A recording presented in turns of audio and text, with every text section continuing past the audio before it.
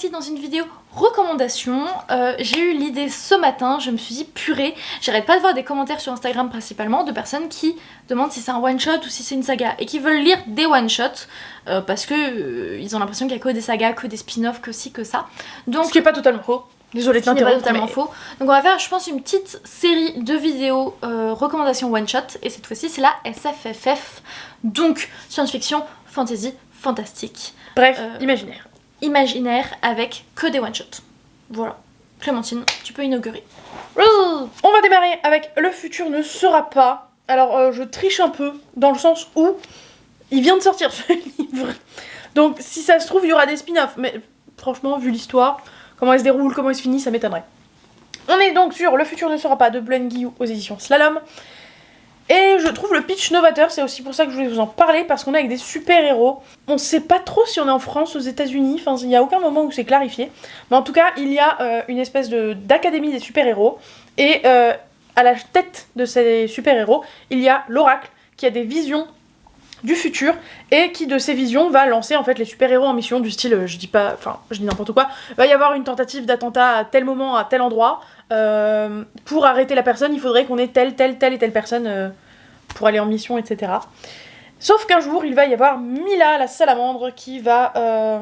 sur qui l'oracle va avoir une vision qui est pas très bien, puisqu'il va la voir vouloir... Il va la voir vouloir détruire les super-héros. Voilà, elle va vouloir anéantir tous les super-héros, et du coup, forcément, il va envoyer une équipe pour l'arrêter. C'est une lecture qui m'a beaucoup plu, et je trouve ça rare d'avoir des romans de super-héros qui ne soient pas des Marvel. Toute la clique. Et du coup, est-ce qu'on parle vraiment de la problématique de est-ce que si il n'y avait pas eu l'oracle, cette fille serait devenue ce qu'elle est devenue ou... Ouais, un peu, ouais. Tout à fait. Parce qu'au final, c'est de leur faute. Si elle finit par leur en vouloir, c'est parce qu'ils ont dit qu'elle finirait par leur en vouloir, donc elle leur en veut. Voilà. C'est peut-être pas à cause de ça, c'est peut-être à cause de ça, on ne sait pas. En tout cas, ça n'a pas dû aider. Moi, je vous présente un livre que je ne vous montrerai pas en update lecture, que je vous ai pas montré, parce que je l'ai lu pour le boulot, dans sa version qui n'était pas finale, mais je vous le recommande quand même, parce que du coup, je l'ai quand même lu. Il s'agit de Captive de l'Impris, de Marjorie Burbeau aux éditions Addictésie. D'ailleurs, il y a mon nom dans les remerciements. Pour montrer que je suis passée par là. On est sur une histoire d'une nana qui est... Bon, déjà on est dans un monde où il y a des humains, des sorcières, des sirènes. Ils se déchirent, sachant qu'il y a des gens qui sont insensibles au pouvoir des sirènes, mais qui du coup le sont pour les sorcières, et inversement. Elle a des pouvoirs de... Je sais plus si c'est sirène ou sorcière, où elle a des petits pouvoirs, mais en gros elle peut se téléporter dans un endroit si elle l'a déjà vu, si elle sait à quoi il ressemble, etc. Elle peut se téléporter. Bref, du coup elle gagne de l'argent grâce à ça, ou fait des petites missions, blablabla, jusqu'au jour où elle se fait piéger par un mec qui lui dit « Écoute, je veux que tu forces la forteresse royale avec moi, pour moi. En attendant, je te kidnappe. » Voilà, allez, super. T'as pas vraiment le choix en fait. C'est pour ça que c'est la captive de l'Impris. Et l'Impris, en fait, c'est les personnes qui ne sont pas sensibles. Je crois que c'est ceux qui sont sensibles ni à l'un ni à l'autre, ni aux sorcières ni aux sirènes. Je crois que c'est un truc comme ça. Donc elle est embrigadée dans cette histoire de il faut qu'on rentre dans cette forteresse, sauf qu'elle a jamais vu personne y aller et elle n'y est pas allée, donc elle peut pas y aller, elle peut pas se téléporter vu qu'elle sait pas à quoi ça ressemble à l'intérieur. Bref, donc on rentre dans une quête avec un Enemies to Lovers, du kidnapping et des histoires de sorcières et de sirènes. Un monde quand même assez développé, je trouve que ça va pour un roman de 400 pages. One shot, je trouve que vraiment on n'est pas si mal. Pour le moment, il n'y a pas de spin-off. Je dis pas que ça n'arrivera jamais. Je dis que sur au moins, je pense, 1 an, en tout cas, il n'y aura pas de spin-off. C'est pas prévu pour le moment. J'avais du coup beaucoup aimé cette histoire, j'avais beaucoup aimé la romance. Et j'avais trouvé ça voilà, très sympa. Je recommande. J'ai oublié de dire que c'était un mélange un peu avec la vibe de Six of Crows. Pour le livre en tout cas. Mais vraiment grosse vibe Six of Crows. Et en toutes deux sirènes. Voilà, mais vibe Six of Crows. Moi je vais alterner donc, comme vous l'avez vu, entre des pas très connus et des connus sur cette chaîne, j'entends principalement. On a dit one shot, on n'a pas dit d'éviter les pavés. Sachant que celui-ci fait un bon petit pavé de 872. Non, tu t'enjailles, 700. Il fait 700 pages. Voilà. C'est le bestiau. C'est une petite bête. J'ai l'impression de pas vous l'avoir fait depuis longtemps quand même, l'Ordre du Contrevent, par rapport au début. Au début, j'en parlais dans toutes les vidéos qui n'étaient pas un update lecture ou un book haul. Là, écoutez, ça fait un moment que j'en ai pas parlé. Donc, l'Ordre du Contrevent, d'Alain Damasio, aux éditions Folio SF, qui est un one-shot. Ça, y a pas de doute sur le sujet. Et ici, on va suivre la Horde qui veut trouver l'origine du vent, contre-vent, tu vois. Il va à l'encontre du vent pour trouver l'origine du vent. Waouh. Donc, c'est la 34e, si je dis pas de bêtises, Horde. Ils veulent aller à l'origine du vent. Et en fait, on va suivre plein d'aventures. On se doute bien que si on suit spécifiquement la 34e, c'est parce que il va se passer des trucs spécifiques, ou peut-être qu'ils vont arriver au bout, voilà. Mais c'est une magnifique épopée avec une pelletée de personnages assez incroyables, extrêmement différents les uns des autres. Si vous aimez la langue française, il y a un chapitre, vous allez être BA. Il est vraiment incroyable ce chapitre. Et puis, c'est à peu près tout ce que j'ai à vous dire, vraiment. Juste, Laurine, en fait, de base, à un moment, quand elle m'a donné son idée de vidéo, elle était en mode, Enfin, je sais plus si c'est moi, mon cerveau qui a extrapolé tout seul, ou si c'est toi qui l'as dit, mais en gros, que ça pouvait être une vidéo qui pouvait notamment aider les gens qui voudraient se lancer dans le style, que d'avoir qu'un livre à lire et pas une série. Elle l'a seulement pensé. Voilà, je l'ai extrapolé. Pas celui-là, en tout cas. Ouais. C'est pas un bon plan. C'est dingue à quel point quand je parle d'un truc avec Clem, elle se fait sa propre vie dans sa tête. Oui. Mais je sais pas, t'as dit pour commencer ou je sais pas quoi, et du coup, moi je suis partie sur le pour commencer un genre. Non, je crois que j'ai Mais dit c'est pas ce qu'on avait on dit. préfère sur la fantasy pour commencer. Ah, peut-être. Je crois que j'ai dit ça. Peut-être. Mais enfin, toujours est-il que moi j'ai pensé à ça. Donc, si vous avez fini sur cette vidéo parce que vous voudriez commencer le genre et vous voulez pas lancer des séries pour commencer un genre, vous commencez pas avec celui-là. Parce que les 100 premières pages là, l'auteur il va être en train de courir devant et vous allez être derrière en mode attends-moi Michel, attends-moi. Bon, c'est Alain, mais attends-moi Alain, attends-moi. Et il est en mode tu suis ou tu suis pas là? Et il continue de courir. Bref, donc tu comprends rien pendant 100 pages. Non, tu comprends, mais si t'as jamais lu de fantasy, je pense que tu lis pas les clés que tu devrais lire. Je sais pas si ça a du sens. Pour continuer avec les grosses bricasses, je vous présente La vie invisible d'Adi Larue. Bon, Ah. je vais pas te spoiler, hein. C'est ma lecture en cours, alors je voudrais pas qu'elle me rappelle des choses dont je ne me rappelais pas. Oui, t'es où du coup? Au tout début, Oui, t'as parce pas que avancé. j'ai pas le temps de lire. Génial. Donc, on est sur un one-shot, donc c'est de... Comment ça s'appelle? Vie Schwab. Merci, de Vie Schwab aux éditions Lumen. On suit une nana qui vivait dans les années 1700 et des brouettes, et qui... Elle se retrouvait mariée, je crois, non? Elle a voulu éviter un mariage arrangé. Voilà, du coup, elle se met à prier les dieux de la sauver par n'importe quelle solution.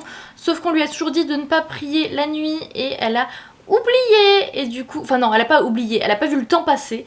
Sauf que la nuit tombe et donc c'est en gros le diable, je sais pas trop, mais en gros c'est le diable qui répond et qui exauce son vœu pour ne pas avoir à l'épouser. Il va faire que plus personne ne se souviendra d'elle. Et à chaque fois qu'elle quitte une pièce, à chaque fois... Qu'on la quitte du regard. À chaque fois qu'on la quitte du regard, ils oublient totalement son existence. Et donc elle va être immortelle. Et on la suit en fait, on a des petits flashbacks. Et après on a aussi dans notre époque. Et ce qui va changer, c'est qu'elle va rencontrer pour la première fois quelqu'un qui se souvient d'elle. Sachant que notre époque, du coup, c'est 2014. Hein, c'est pas non plus... Ça reste notre époque moderne. Mais ça date maintenant. Et donc voilà, donc c'est quand même de la fantasy. Ouais, fantasy. Puisque on a le diable, on a des pouvoirs, enfin des souhaits qui s'exaucent, quelqu'un qui est immortel, blablabla. On est dans un one shot avec beaucoup de pages, très développées, j'ai envie de dire quand même.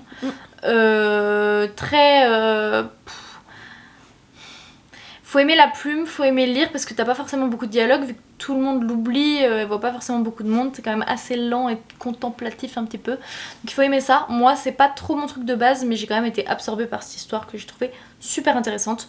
Donc voilà, c'est quand même un beau bébé avec plein de choses, mais en un tome. Donc c'est sympa. Moi pour l'instant, en tout cas je le trouve, d'un point de vue de l'écriture, vraiment top. On va sortir du côté un peu onirique d'Adi Larue, parce qu'en tout cas pour l'instant je lui trouve ce côté onirique, avec du dégueulasse. Voici Vertèbre de Morgane Cossarieux aux éditions Au Diable Vauvert, qui est mon seul livre de cette maison d'édition. La couverture est dégueulasse. Voilà, c'est fait exprès, sachez-le. Parce que ça se passe dans les années 80 et elle est très années 80 cette couverture quand même, faut le dire. Est-ce que... Non, 90, pardon, 97 pour être exact. On est dans une petite station balnéaire et Jonathan vient d'être kidnappé. Sauf qu'on va retrouver Jonathan quelques jours plus tard, une semaine après. Voilà, une semaine après. Et le truc c'est qu'il a une vertèbre supplémentaire. Comment elle a atterri là? Va savoir. Et il va être de plus en plus bizarre, le Jojo. Je crois que littéralement il l'appelle Jojo en plus, je sais plus. Mais bref, c'est glauque, c'est gênant, et c'est un peu horrifique, et c'est génial, et c'est un one-shot, et pour le coup, c'est un one-shot Court. pas très épais. Et écrit gros avec de belles... 290 pages, vous voyez. Gros, c'est standard, je dirais. C'est pas si gros. C'est écrit comme pour du jeunesse, hein, c'est gros. Ouais. Et surtout des gigamarges, si vous voulez mon opinion. Donc bref, il est très bien écrit, je l'ai beaucoup aimé. Il est très chelou, donc ça me surprendrait pas que la grosse majorité ne soit pas fan de ce livre-là, mais moi j'ai beaucoup aimé. Et avec un panel de personnages que j'ai trouvé très intéressant. Voilà. Mais je peux pas vous en dire plus, parce que comme on l'a dit, le livre est pas très épais quand même. Je veux pas me faire taper sur les doigts, je suis sûre à 95% que c'était un one-shot, mais je me souviens plus s'il y avait un cliffhanger à la fin, mais qui annoncerait du coup une suite, parce qu'il est récent. Mais de base, non, pour moi c'était un one-shot. Mais vu qu'il est récent, j'ai un petit doute. Vous savez que j'oublie très souvent mes lectures. Ah bon? Bah oui. Donc L'ombre de la sultane de Jenny Colgan Bergier. Aux éditions Scrinéo. On est sur donc de la fantaisie orientale, je dirais, avec une nana qui est la princesse de Sahar. Elle veut être la sultane à la place de son petit frère qui est malade, sauf qu'elle ne peut pas parce que c'est une femme. Donc elle part à la recherche de la lampe magique qui pourrait exaucer ses vœux pour qu'elle puisse devenir sultane, que ce soit permis. En attendant, son papa décède et elle ne lui succède pas. Bref, donc ça se passe au début. Donc elle a un coéquipier qui l'aide à avoir la lampe, qu'elle arrive à avoir dès le début, parce que peut-être que son papa est décédé à cause d'un de ses vœux. Je dis ça comme ça. Et peut-être qu'il y aura une petite romance avec le mec qui l'aide depuis le début, qui est trop choubidou bidou, je l'aime trop, il est trop mignon. On est sur du young adulte, mais je trouve que ça, c'est du young adulte assez vieux. Enfin, je trouve que c'est... C'est toi qui es vieille, wesh. Ça tend vers l'adulte, je trouve. Avec de la romance et tout, enfin vraiment bien. Je sais plus s'ils ont mis un minimum d'âge. Je le vois pas. D'ailleurs, c'est Tiffs qui a fait la couverture. Voilà, Cœur sur Tiffs. On aime beaucoup ton travail. J'ai rêvé qu'elle était morte. Merveilleux. Elle regarde pas nos vidéos, j'espère. Bah, non, mais je veux pas la tuer, surtout pas. Mais vraiment, je me suis rappelé que je me suis... Waouh. Ok. Pense à ça pendant que je parle. Oui, donc, ils écrivent ça mieux que moi. Une romantaisie addictive dans un monde magique où se mêlent amour et intrigue politique. Parce que pour le coup, c'est vraiment ça, puisqu'on a tout le truc de je veux être sultane, mais je suis une femme, je ne peux pas. Le génie qui... On connaît les génies. D'ailleurs, ça s'appelle un djinn. Mais bref, c'est un génie. On connaît comment ils embourbent les personnes. Donc voilà, on a de la romance... Et puis des histoires de famille, tout ça. Donc je recommande à 110%, il est vraiment excellent, on n'en entend pas du tout assez parler. Je précise que je l'avais eu gratuitement, hein. C'était un service presse. Mais juste foncez, enfin, c'est de la bombe. Bon, on a fait le moins connu, on va faire un classique. Allez. J'espère que les plus assidus sur la chaîne parmi vous ont réfléchi avant à ce que je pouvais présenter en one shot de SFFF. Évidemment. Ça fait longtemps que j'en avais pas parlé, non. Non. Tant pis. Bépocalypse d'Ariel Halls aux éditions École des loisirs, collection Medium Plus. Laurine, tu as tellement l'habitude que je fasse ce résumé, le connais-tu vraiment? Non. Comme quoi, je pense que la Horde du Contrevent aurait pu le faire. Celui-là, pas dit, effectivement. Bépocalypse, écoutez, nous sommes dans un monde où il y a eu plusieurs apocalypses, d'où le Bépocalypse. Est-ce que ça se dit Bépocalypse? Je sais pas, mais je pense pas. Et en gros, ce qu'il se passe, c'est que à cause de ces apocalypses, il y a un quartier de la ville de je sais plus comment il s'appelle, Concordia, qui a été complètement mis en quarantaine. Et on arrive au moment où ce quartier va être réouvert et il va donc y avoir une re-rencontre, entre guillemets, entre les ados, puisque c'est de la jeunesse, enfin c'est du 13 ans, entre les ados du coup qui étaient pas dans la partie en quarantaine et les ados dans la partie en quarantaine qui sont très pâles, genre limite translucides. Et faut un peu penser à des araignées. Et du coup on a un peu peur qu'ils bouffent des gens. C'est un peu chelou. Et en même temps on suit du coup notre héroïne dont j'ai encore perdu le nom, Sam Sarah, voilà, oui Sam, c'est ça, tout à fait, c'est Sam, qui est dans son lycée et suit ses cours du lycée et va potentiellement se faire des potes avec les espèces de semi-araignées chelous, ou peut-être s'en faire des ennemis, on ne sait pas. Au milieu de ça, vous avez une espèce de cours / stage de survie de l'extrême, puis vous avez des trucs de SF bien dangereux, sa mère, enfin bref, c'est... On adore. On le sait que c'est ton bébé. B. C'est mon bijou. L'Apocalypse. C'est mon bijou. Suivant. C'est mon bijou. C'est bon, Camille. C'est mon bijou. C'est mon bijou dédicacé. Un one-shot que j'ai lu récemment et que j'ai tellement aimé. Flower Heart de Catherine Beckwell aux éditions Big Bang. Et ça aussi, c'était un service presse. Et je suis trop contente de l'avoir. C'est un cozy mystery. Donc, Cozy fantasy et mystery. Ouais. Et B. Qui fait 340 pages. Donc, un truc vraiment trop court, où t'es dans la bonne ambiance, où t'es bien.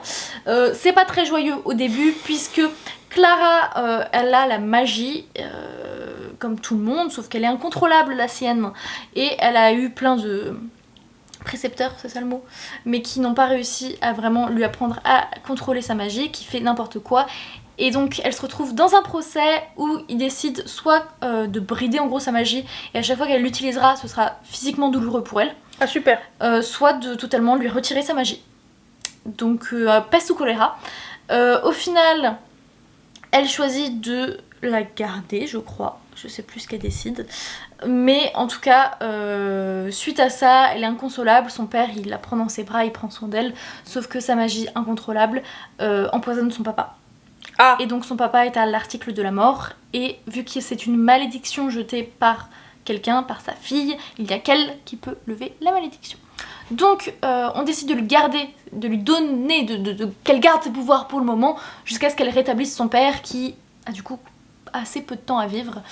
Donc pour ça, cette nana va faire appel à son ex-meilleure amie, qui est un peu plus haut gradé maintenant, qui était d'ailleurs à cette audience, et donc elle va le supplier d'aider son père. Il lui dit, il n'y a que toi qui peux le faire. Elle va faire, s'il te plaît, enseigne-moi, je dois progresser, je dois pouvoir sauver mon père.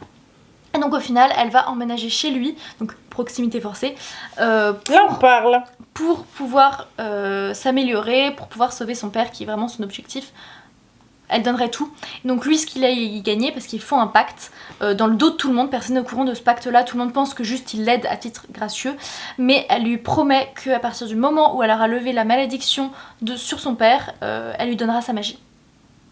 Oh. Parce qu'elle se dit, j'ai blessé mon père avec ma magie, je n'en veux plus.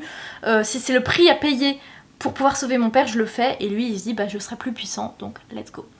Et donc elle emménage chez lui, et voilà, il se passe plein de choses, même si on n'a que 340 pages, honnêtement, on s'ennuie pas en instant, je trouve. C'est vraiment ambiance, parce que toute la magie est liée aux fleurs. Donc c'est vraiment floral, c'est assez sympa, etc. Vraiment cozy mystery, quoi. Tu te sens bien quand tu le lis, il se passe plein de choses, c'est très intéressant. Je recommande à 100%. De retour avec les livres un peu moins connus, même si fut un temps, je crois que j'en ai quand même pas mal parlé. Nous avons Prosperi, point et la phrase sans fin. Bonjour et bienvenue dans titrarallonge.com. Ah ouais. Ah, tu croyais que c'était point virgule? Eh ben non, il y a déjà une famille point virgule, c'est pour ça qu'elle c'est la famille virgule point. Ah.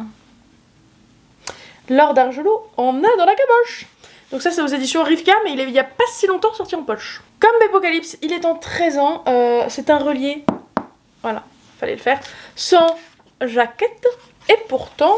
Et sans deuxième et troisième de couverture. Sans page de garde. Ah oui.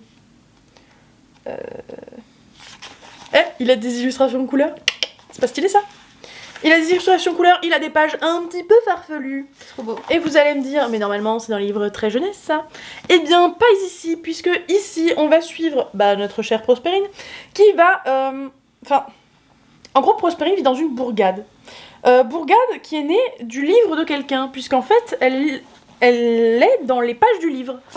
Son univers c'est dans les pages du livre, et en fait c'est l'univers du livre, et elle c'est le village à côté de l'univers du livre, parce qu'en fait elle prend soin du livre, Je sais pas si c'est très clair là-dedans. En gros, dans cet univers-là, il faut vous imaginer que chaque chose écrite fait naître dans ce monde une ville, un village, un hameau, un patelin, un ce que vous voulez.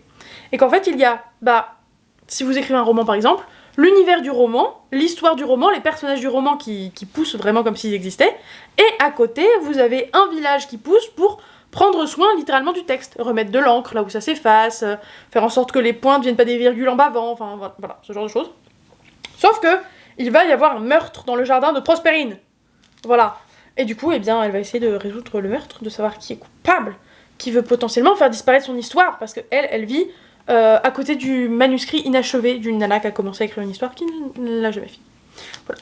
Et de mémoire, il y a une petite romance aussi, si ça peut vous intéresser. Et donc, là-dedans, eh bien, tous les mots ont leur importance, puisqu'ils sont dans un manuscrit. Vous voyez, il y a vraiment un truc un peu mis en abîme, tout ça. Et est-ce que j'ai d'autres pages visuellement claquantes? Donc vraiment, l'objet livre en lui-même, de toute façon, il est canon, il est absolument génial. Je n'ai pas du tout regardé ce qu'il donne en poche, si ça rend aussi bien. Mais en tout cas, j'ai vraiment beaucoup aimé l'histoire, qui est un one-shot très sympa, et l'objet livre en lui-même est très sympa lui aussi. Je vous ai pas encore fait mon update sur lui, parce que évidemment, je vous le promets depuis un moment, je veux faire un update lecture... Enfin oui, une vidéo en gros sur mes lectures des premières sorties à Dictée-y, mais j'ai toujours pas lu Le Chêne et la Foudre, donc je n'ai pas pu encore vous parler de Mienne sera la nuit de Léanor Larc aux éditions Dictée-y.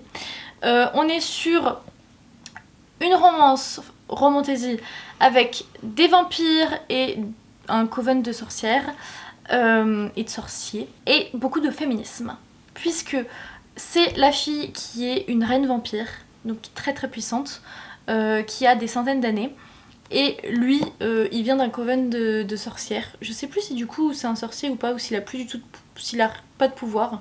Bon, en tout cas il vient d'un coven, et en fait il la réveille sans faire exprès en mettant du sang sur son cercueil, et du coup il la réveille, et ils se mettent d'accord, je crois, avec le coven, où elle a le droit de rester éveillée, mais parce que c'est les sorcières qui ont gagné la guerre ou un truc comme ça. Et lui, il doit continuer à la suivre. Et donc, il y a toute une quête où elle doit les aider à mener une enquête sur qui est en train de commettre des meurtres, je crois, parmi les vampires ou un truc comme ça. Et donc, ils se mettent à être un peu coéquipiers pour enquêter. Et donc, il y a tout un côté féminisme de c'est elle qui est forte, c'est elle qui a le pouvoir. Et lui, il se sent si insignifiant dans son coven, dans ci, dans ça. Donc, très très sympa. J'ai trouvé la romance très mignonne. J'ai bien aimé, donc je me suis dit que vu qu'il n'était pas connu, ça pouvait être sympa de vous le recommander, même si c'est pas mon préféré de chez Dictée-y, mais j'ai trouvé ça original, et puis toujours en one shot, ça fait plaisir. Il fait 430 pages. C'était pas connu, Prospérine? Non. Du coup, si tout à l'heure, quand je vous ai demandé un truc de SFFF que j'avais adoré et dont je vous rabâchais les oreilles avec, vous n'aviez pas dit Bépocalypse, vous aviez peut-être dit Noblesse oblige. Noblesse oblige, hein? Ah, vous aviez dit noblesse oblige, hein? J'ai foi en vous. Donc Noblesse oblige de Maïwen Alix aux éditions Slalom. Cœur sur eux, cœur sur eux, cœur très fort. Bref, Noblesse oblige. Que dire de Noblesse oblige? Que dire de ce bijou, de cette merveille, de cet exploit, que d'avoir créé un livre aussi parfait? Je ne sais pas. Laurine, je pense que si t'as un tant soit peu de synopsis, ça vaut mieux que moi, parce que moi ça va me prendre 3 quarts d'heure. Ok, alors... J'ai foi en toi, je rajouterai les détails qui manquent. On est sur de la télé-réalité, oui. Avec de la royauté, oui. Un peu style La Sélection, oui. Mais là on a vraiment beaucoup de politique. Oui. Et voilà. Je pensais que t'avais plus que ça quand même. C'est déjà pas mal, hein? Oui. Alors il y a déjà, du sang? C'est pas ça qui te manque là. En gros, c'est une uchronie déjà pour commencer. Donc ça se passe de nos jours. Un petit peu plus tôt, en 2007, je crois, un truc du style. 20 ans plus tôt. Un petit peu plus tôt. Bon. Donc, c'est une uchronie, la royauté est toujours en place. Et il y a Noblesse oblige, qui est une émission de télé-réalité dans laquelle... Dis ça, hein. Oui, ça tu l'as dit. Dans laquelle, je sais plus si c'est chaque année, mais en tout cas régulièrement, vous avez les personnes de la haute qui font leur bal, leur machin, leur bidule, là, pour se mettre ensemble, et du coup tout le monde suit derrière son écran en mode ah là là là là, ils me font rêver la noblesse, bla bla bla, ils se marient, c'est beau, c'est mignon.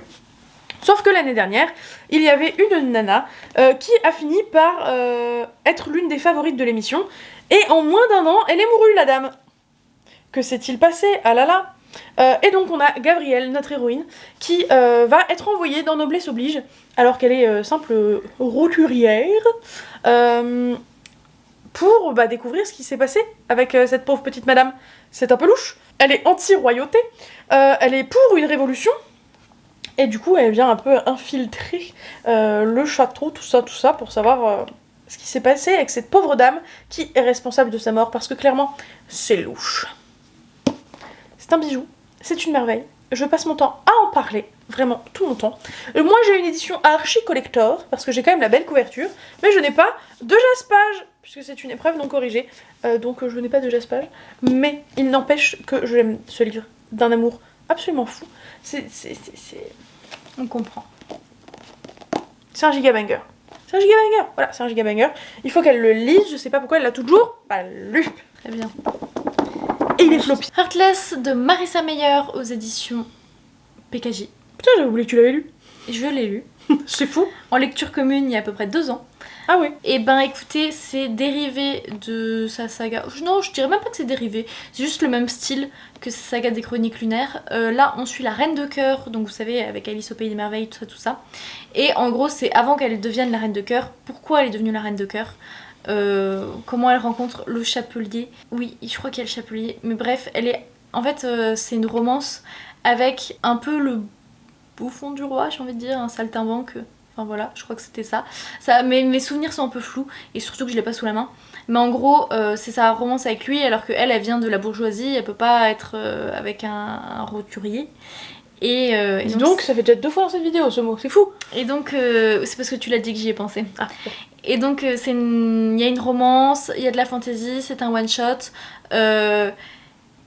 Et leur romance est vraiment mignonne. Et bon, la fin, malheureusement, on la connaît. Ça deviendra cette reine de cœur sans cœur. Mais très bon bouquin qui m'avait vraiment plu. Qui est assez gros, assez épais. Je sais plus s'il fait beaucoup de pages, mais il est épais. Mais j'ai trouvé ça super intéressant. Et puis, c'est même pas vraiment une réécriture de conte vu que ça se passe avant. Mais je vous recommande si vous aimez tout ce qui est un peu conte, Disney, tout ça. Alors, ce livre-là, je pense qu'il est mis dans la catégorie, on en a beaucoup entendu parler sur cette chaîne, mis dans la catégorie... Mais pas avec son avis. En vrai, t'en as pas parlé tant que ça avec ton avis.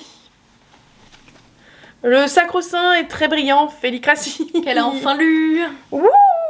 Alors vous l'avez vu de toute façon dans le dernier update lecture que je vous mets là-haut. Mais j'en ai enfin parlé en l'ayant lu, c'est quand même fou. Ouh. Après des années, les miracles se produisent. Non, en soi, des années... je pense que je l'avais depuis 1 an et demi dans ma palle. Peut-être 2. Allez, franchement, je vous accorde le des années, mais alors c'est pas plus de 3, c'est sûr. Pour moi, le temps passe vite, donc bon. Oui, apparemment. Félicratie d'Ash le Noir aux éditions Sarbacane dans la collection Exprime. À nouveau, je pense que Laurine peut faire le résumé. Let's go. Non. Oh. Les chats sont... J'ai un truc en mode extraterrestre dans la tête. Oui, mais tout à fait. Mais... Vas-y, poursuis. Et du coup, les chats dominent le monde?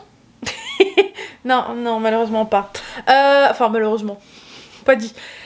Les extraterrestres ont envahi la planète. Et ils ont pris la figure de chat. Non, du tout. Ils ont envahi la planète et ont asservi les humains et les ont réduits au rang d'animaux de compagnie. Le truc, c'est que les humains, ils sont pas fans d'être des animaux de compagnie. Et ils ont découvert, je sais pas, mais en tout cas, ils savent que les extraterrestres sont tous allergiques aux chats. Donc en fait, les chats vont peut-être sauver l'humanité. Voilà, et un beau jour, notre poteau Yacine va tout simplement tomber sur des chats. Je sais plus si c'est juste un chat ou si c'est genre une portée de chat ou un truc du style. Mais en tout cas, il va assez rapidement y avoir au moins 2 chats, je crois. Et il va donc se mettre en tête de les sauver, de s'échapper de la maison de ses maîtres, pour rejoindre la révolution et péter la gueule potentiellement des aliens à coups de boules de poil de chat. Et ça, franchement, si le résumé vous a pas envoyé du rêve, je sais pas ce que vous attendez de plus. Parce que vraiment, ce livre est absolument trop bien. Il n'y a pas que le résumé qui est très chelou dans cette histoire. Il y a un peu de romance, il y a beaucoup d'amitié, de l'aventure, de la SF évidemment, et beaucoup de what the fuck très drôle. Dernier livre de cette vidéo, For Dead Queens de Astrid Scholte ou un truc du Scholte. style. Astrid Scholte aux éditions Casterman. Honnêtement, je me souviens plus tant que ça du résumé. Donc il y avait 4 reines. Est-ce que tu t'en souviens à peu près? Donc j'ai été regarder un petit peu le résumé pendant qu'on changeait de batterie. Donc c'est Kerali qui est la plus habile des voleuses du royaume, des 4 royaumes. Sauf que elle vole un objet qui en gros prédit l'avenir. Bref, elle pas prédit l'avenir, mais en gros en touchant elle voit de quoi l'avenir est fait, et elle voit que quelqu'un va assassiner les 4 reines des 4 royaumes, et du coup elle voit qu'elles ont été assassinées.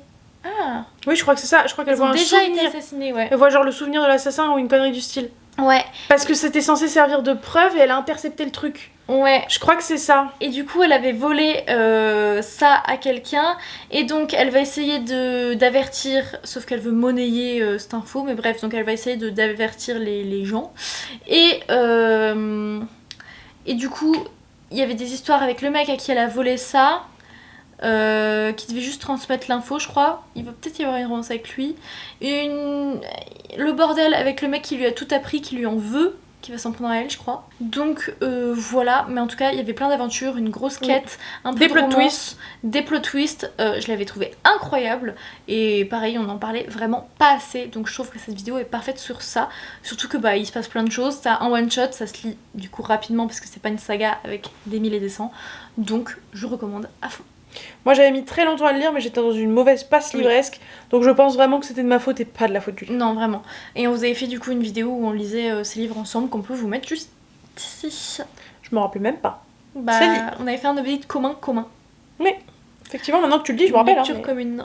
je me rappelais pas. Bah. Voilà, sur ce, mettez un emoji qui est lié à la science-fiction, genre extraterrestre ou quelque chose comme ça.